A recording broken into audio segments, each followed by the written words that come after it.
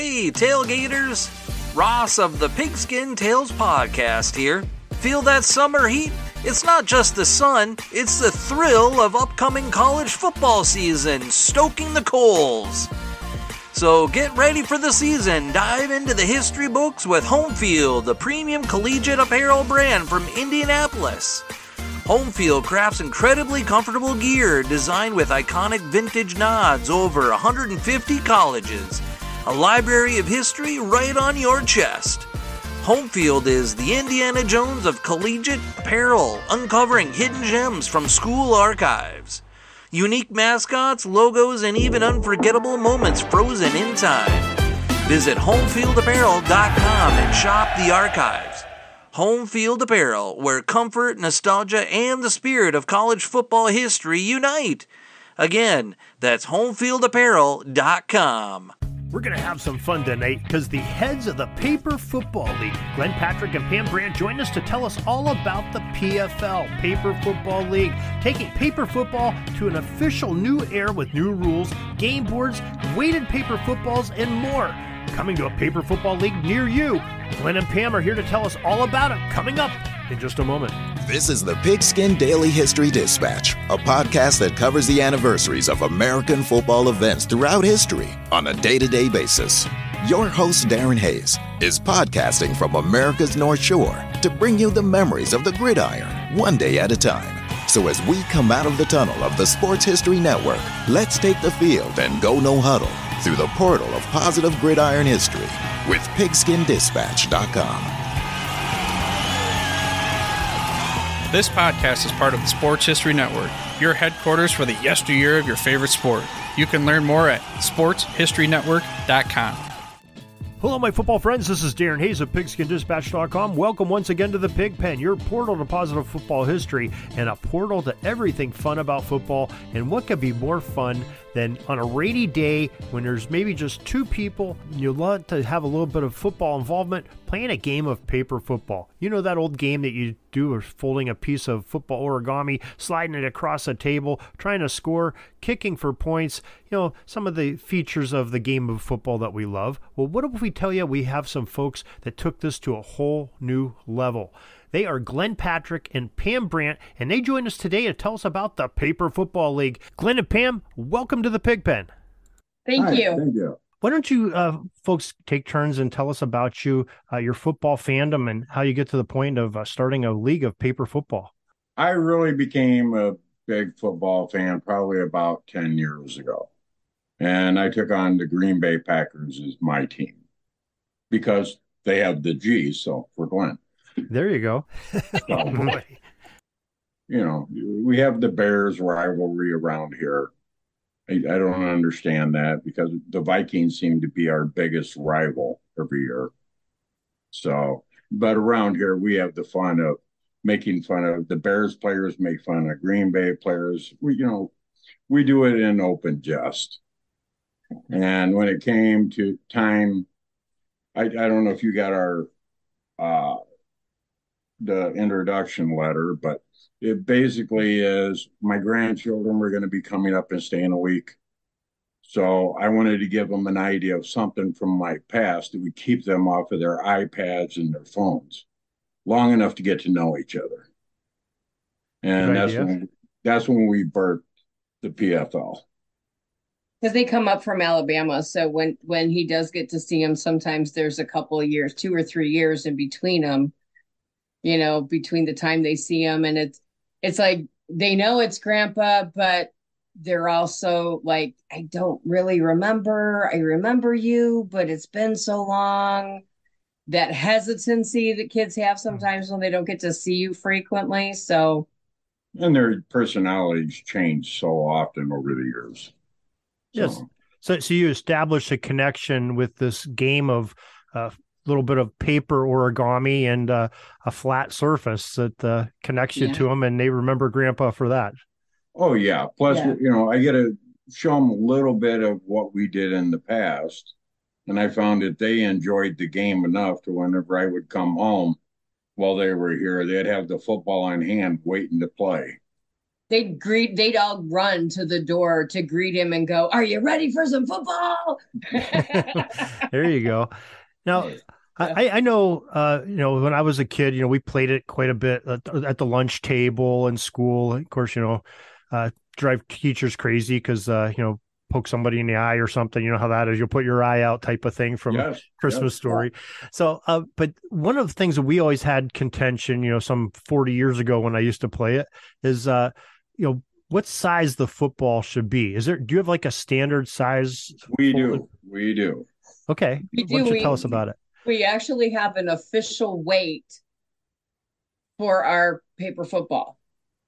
So we use a specific paper, and we have a print that goes on it so that it looks like a pigskin. And so, yeah, that's our. You don't have one here. No, they're out. They're out in the car because we just had a league the other day. So, but yeah, so each time the paper and the print, they're exactly the same weight. So once we so it's fold them up, consistency.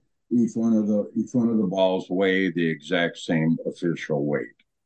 Yeah. Okay. So when somebody starts a league, and I guess maybe let's go back a little bit. Why don't you tell us about what people can expect to start a league? What they would. So he created the game, and when the way that it allowed the kids, the nostalgia for him was just, I mean, priceless. He was a kid again, right? What adult doesn't love to be a kid again? Right. But the kids, what we saw happen with the kids is that all of a sudden their personalities came out. We saw the introvert, the extrovert, the thinker, the one that just jumps impulsively, and so we got to see a lot of their personality characteristics come out when we were playing this game. And I thought, wow, how amazing is it that a game can do that and connect people like that and get you to know people and get people to open up. So we started playing with our friends, and then we created, so the table that he created, it actually has a textured surface, so it's not smooth.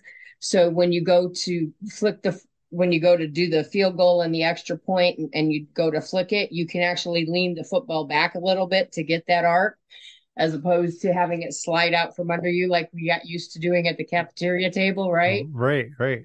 Our gridiron doesn't have end zones because in paper football, you have to get it over the edge without falling off. So you can't have anything after the goal line. So the goal line is the actual end of the football table. So that's actually going back in football history. There was actually a football fields without end zones. So that's exactly. So that's great. That takes us back. Interesting. Yeah. And Larry, I gotta say, we did our props research to Larry Bynum. Okay. From all the research I can find, he is the one who invented paper football. He's known as the godfather of paper football in 1966. So, and we took that game we played of his, and we just expanded on it. So everybody's used to that one push to try and get across the table. Well, now we've got full NFL rules on it. So we've been able to expand it that much. So even the people that played the game back in the day, now whenever they come up, and because we do free play nights just to get awareness out for it, and we have people that play, they're like, I've never played it this way before. I go, that's the whole idea. So instead of a kickoff, we have a flick off where you hang it over the edge of the table and you flick it up. You can't shove it. No pushing allowed in this game. You actually have to flick it up off the table and have it land on your opponent's side. Your opponent then has 4 downs to march down the field and get that ball over the goal line. So if somebody on your table there, looks like you have yard markers on there. So if the flick off lands at, let's say, the opposing 30-yard line, they have 4 attempts from the 30-yard line to start to try to make the ball cross the goal line without falling off. If you have a bad flick and it lands on your own 10-yard line, they still got 4 downs. Oh, you got 90 yards to go on that one, huh? Oh boy. Oh no, you only got 10 then. Sometimes people get off the end of the table and it may only land here. Oh my goodness. Okay. So It's a bad play. it happens, It happens. especially if they're not careful and they hit the table instead of the ball. So But that's the equalizer of the game. right. A bad flick off can take a really great player and give advantage to his opponent. Wow. Very interesting. Okay. Yeah. So once you have the flick off, and in the flick off, if it goes off the table at any point, it's automatically considered a touchback. So if it goes off the table, it goes to the 25-yard line, and that's where your opponent will start their 4 downs. All right. Interesting. Okay. Because then again, it brings equalization to people, especially with kids and everyone else playing, older people playing. It allows it to be more on an equal plane. It's an equalizer. Okay. Yeah. Yeah. And then during the 4 downs, if it goes off the sides of the table, it's an incomplete pass. If it goes off the end of the table, it's also a incomplete pass, but your opponent has the opportunity to catch it. If they catch it, it's an interception, and then they take over possession on their 25 and they take their 4 downs. Wow, that's an interesting twist. Okay. It is. Yeah. It is. Yeah. So Wow. it keeps the game moving, and it's very fast paced. Not only is it fast paced in that manner, but then we also added a game clock to it. So each quarter is 3 minutes long. And our clock never stops. And the clock doesn't stop for anything. So if, although we have had to stop the clock and penalize someone for delay of game for excessive celebration. Yeah. Because he got the interception in a tournament and did a lap around the whole backyard. Oh, good. Wow. So we do have some penalties like that. Yeah. But you do have NFL rules. That's for we do. Yeah. Yeah. You also have, once you get the touchdown, you can go for the extra point, which is the flick into the field goal, or you can take the 2-point conversion, which is 1 flick from the 10-yard line. Okay. And again, has to go over the edge of the plane falling off. Without falling off.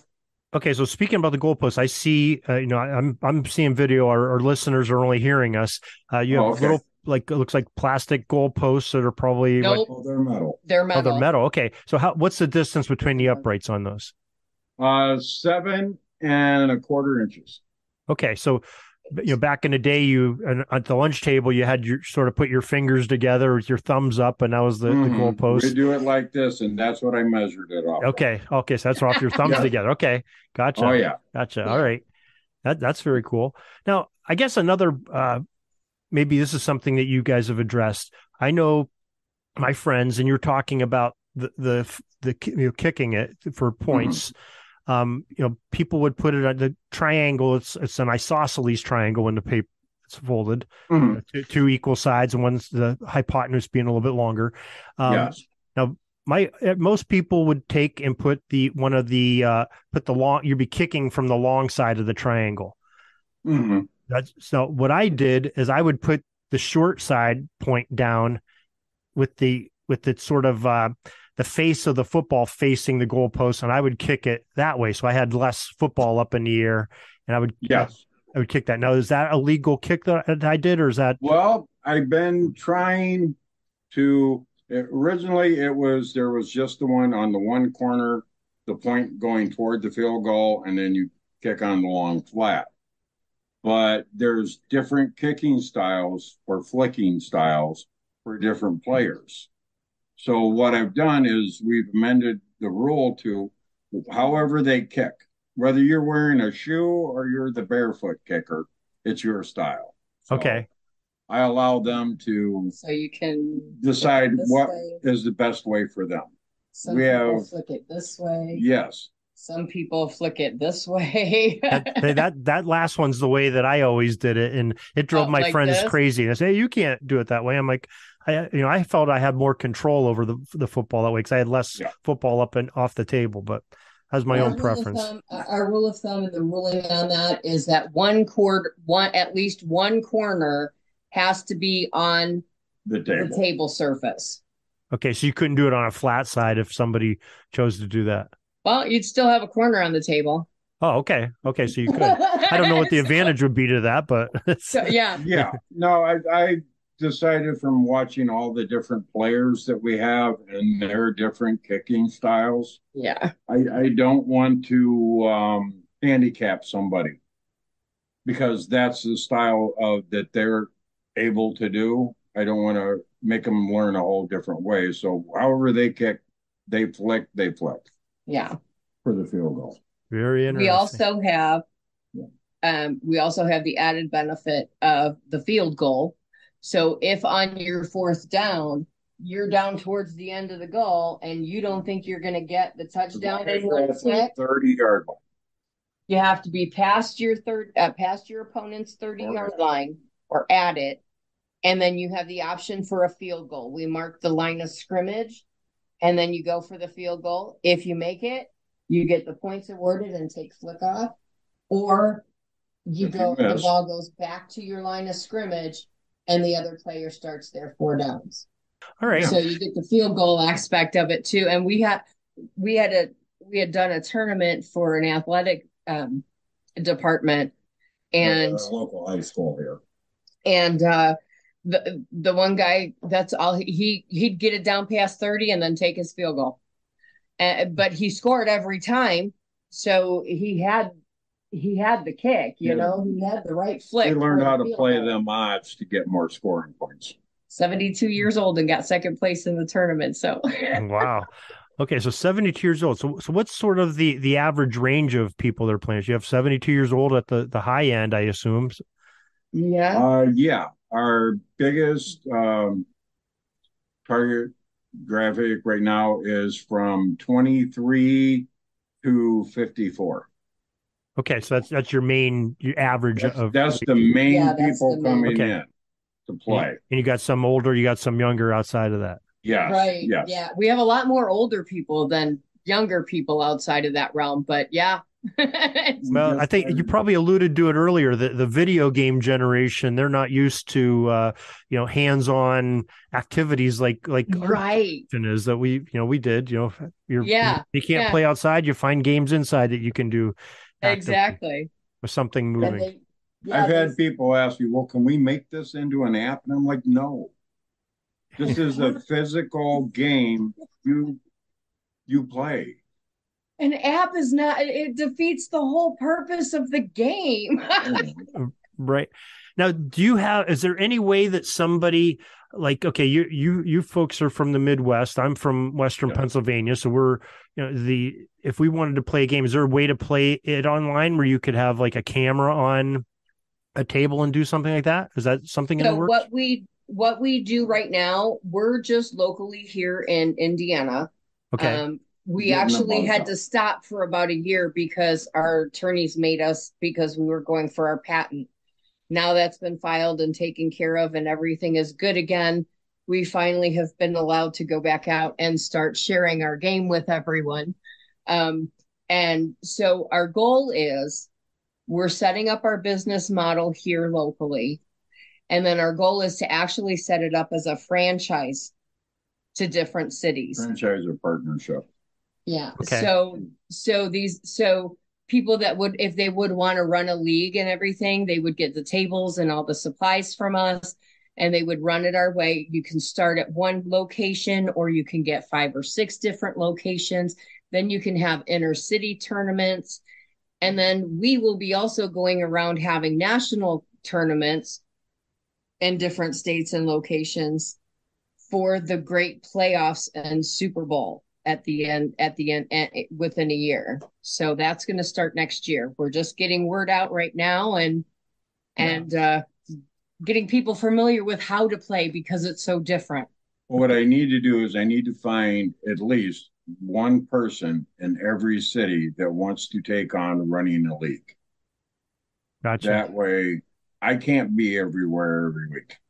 We're amazing people, but we just are not that amazing. You can't clone yourselves yet, right? That's So if I can get one person from every city to start a league, okay, not only do they get the adult leagues, the bar leagues, but even the juvenile leagues, school clubs. And we've had a really big interest come in from college. College Okay.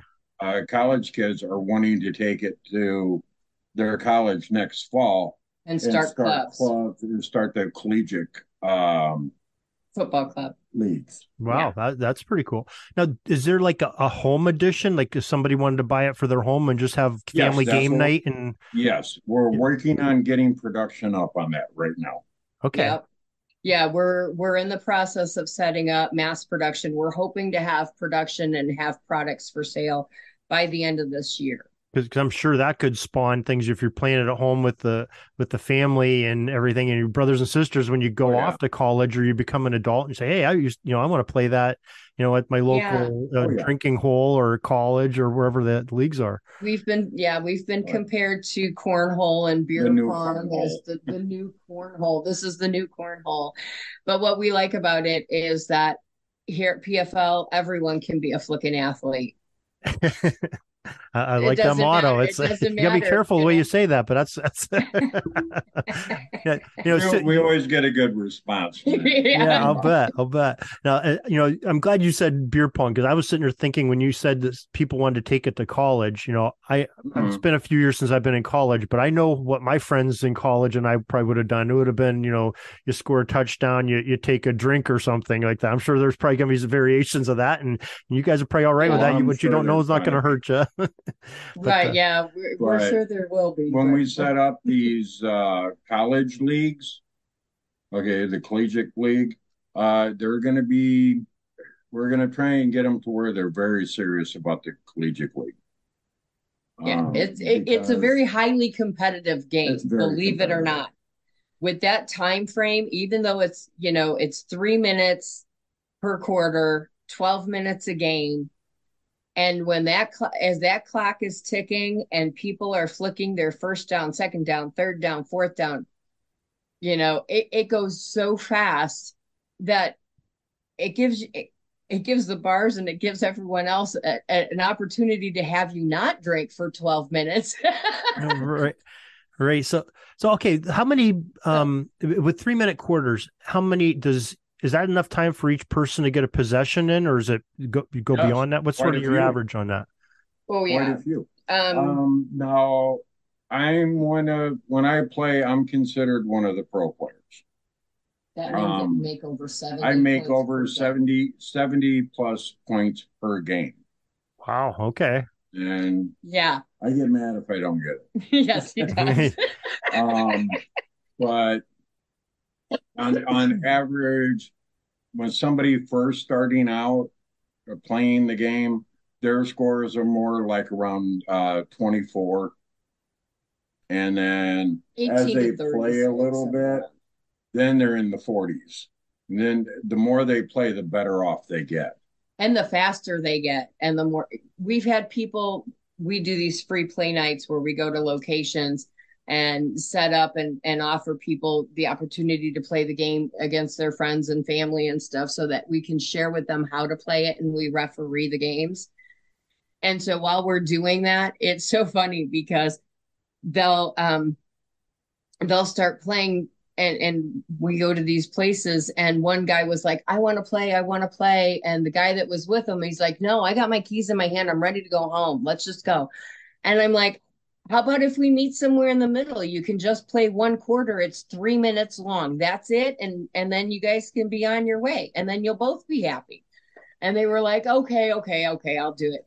Well, the guy who wanted to leave stood his ground and was not moving from that table until the game was over after the first quarter. Oh, gee. He got hooked. Though you set the hook in him. It's addictive. It sparks up the competitiveness. I'll bet. Oh yeah. Look, now, if I could ask a question, what the playing surface that you have there, is that like a wood surface? Is it metal? I mean, what? It is a wood surface. Okay. Now, is there rules against? Okay, let's say somebody decides they're going to put some furniture polish or something that makes it, cleaner. Is there a special? Nothing that'll make it more glossy or anything that. No, you don't do anything. If anything, you just wipe it down with water. Yep. Okay. So you have rules against that is what I'm saying. Somebody could, be slick. They wanted to play a faster game or control. something to make it more slick. No, Okay. because it's not about. I mean, there's tricks of the trade, and you'll find when you play, you'll find the strategies. Some people like kicking it off the table to make the person walk to get it because then it eats up the time because they're winning and they want to slow it down. So Glenn can't score 70 points. Right. Some people will just barely flick off because they know that if it's so close to the edge of their opponent, it doesn't have a short game. So they know that if they just give them a short flick, they're more likely to get the interception and turn the ball around real quick. So there's like all sorts of these little tricks of the trade that people are coming up with in their strategies that are pretty there's a lot of different strategies. You play it fast or you play it slow. Okay. All right. Well, very good. Well, why don't you share with information, and we'll also post this in the show notes of this podcast. So folks, if you're driving and listening or at the gym working out, you don't have a pen or pencil, you'll have it in the show notes. But we'll have Glenn and Pam tell us, how people can get some more information on getting a kit or getting a league started with paper football. So go ahead.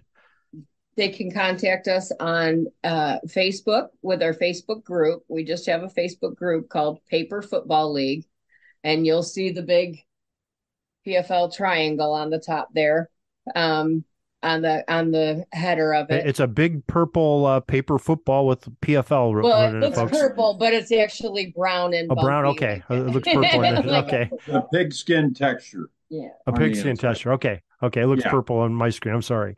Yeah. Okay. Bad lighting. No, you can't. No, that looks worse, Pam. That's what it I can see the texture. That looks like a Dalmatian. Yeah, but it's brown. And they can direct message us there, or they can send us an email at pflpaperfootballleague@gmail.com. Okay, very good. Well, Pam and Glenn, we really appreciate you coming on here, telling us about this great game. And is there something you wanted to add, Glenn? Well, I was going to say, if ever we run into each other, I want to play you again. Okay, well, I don't know if I'd get 70 points in 12 minutes like you can, but sure, I'd be up for that, most definitely. Well, I give all the hints and tips away on our Facebook. Plus, whenever I start playing, I'll give you all the hints and tips before I'll give you suggestions all the time. He always wants to help other people, and I give you practice. Okay, because it's a great way to bring back the community. Not only are you starting with the friends and the family, but our motto is, our mission statement is to unite the community and strengthen the community one game at a time. Yeah, not enough people know their neighbors anymore. That's true. That's true. It's about time we got out there and met our neighbors. And you get a good face-to-face meeting with them across the table. So that's good. And what's great is that you can play somebody you don't really know, and you can get a read on their personality. I mean, being in sales, I think we have found that to be, that getting to know someone when you're sitting down to do business with them, it is sometimes kind of tricky, and you really have to navigate sometimes carefully. But you play them a game of paper football, and you know right on where they're at. Yeah, that's kind of a great. Well, we start playing a game as strangers, but by the time we're done that evening, we're friends. Yeah. So that's a beautiful thing. That's one of the great things about what we do. I make a lot of new friends every time we go out and play. Oh yeah. Well, that's a great concept, and it's a great ending to a game of football that we all love and do, and just to look at another way of playing it and enjoying the game and spending time with friends and making new friends. That's always a great thing. So Pam and Glenn, we really appreciate you coming on here, sharing your story, sharing your game, and information on how to start these leagues and make new friends and keep the old ones. So we appreciate your time, and good luck for you. We're glad you had us on here. Thank you very much. Check us out on Facebook. That's all the football history we have today, folks. Join us back tomorrow for more of your football history. we invite you to check out our website, pigskindispatch.com, not only to see the daily football history, but to experience positive football with our many articles on the good people of the game, as well as our own football comic strip, Cleat Marks Comics. Pigskindispatch.com is also on social media outlets, Facebook, Twitter, Instagram, and don't forget the Pigskin Dispatch YouTube channel to get all of your positive football news and history. Special thanks to the talents of Mike and Gene Monroe, as well as Jason Neff for letting us use their music during our podcast. This podcast is part of the Sports History Network, your headquarters for the yesteryear of your favorite sport. You can learn more at sportshistorynetwork.com.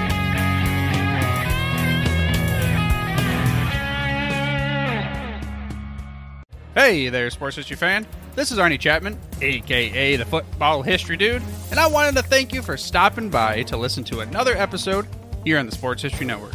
Our podcasters are passionate about uncovering and sharing sports stories from yesteryear. And if you didn't know it already, we have over 30 shows across the network covering all sorts of sports history topics. In fact, here's a glimpse into one of our awesome podcasts here on the network. Each week, the official Football Learning Academy podcast will take you deep into the history of pro football through interviews with players, coaches, or administrators in the NFL, as well as interviews with Pro Football Hall of Fame selectors, authors, and historians. You'll learn how the game evolved and important moments that shaped the sport into what it is today. And don't miss the Pro Football History Nugget of the Week. Listen to the official Football Learning Academy podcast on the Sports History Network. How about that? I bet you're super hyped to go listen to that new podcast, right?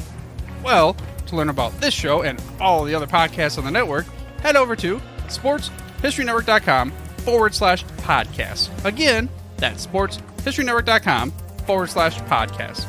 Head over there today to find your next favorite sports history podcast.